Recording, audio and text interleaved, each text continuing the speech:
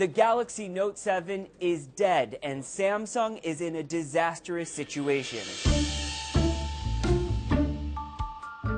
The company has now told everybody with the original device, with the replacement device, to power them down and that they're eliminating the Samsung Galaxy Note 7 permanently. This story feels like it's been going on endlessly, so let's take a step back and see how it started. August 19th, the Galaxy Note 7 is released to critical acclaim. Many said that this was the best smartphone ever made, and Samsung beat Apple to the punch with their iPhone 7.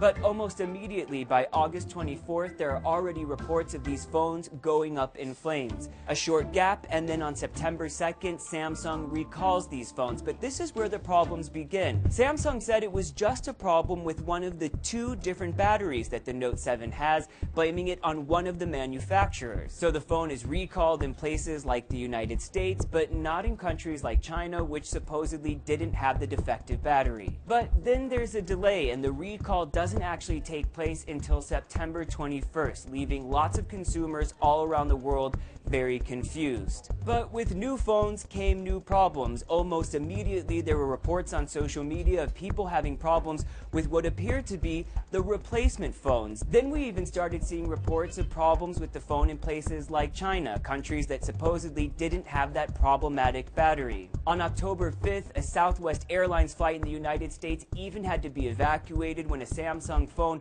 went up in smoke. The owner of that phone said that it was one of the replacement devices. And then on October 10th, Samsung finally halts production, but doesn't actually do a recall of the phone. In other words, the phone wasn't good enough for them to keep on making for now, but was okay for consumers to keep on using. Now, October 11th, Samsung has put the final nail in the coffin. They're asking all Galaxy Note 7 users to return the devices to a retail store in exchange for a different phone or for a full refund.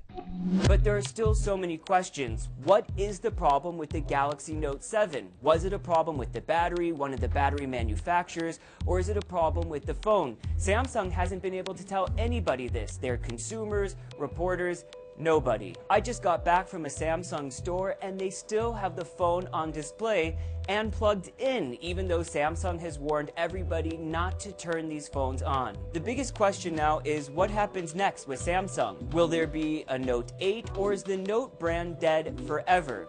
Consumers can live with that, but can investors?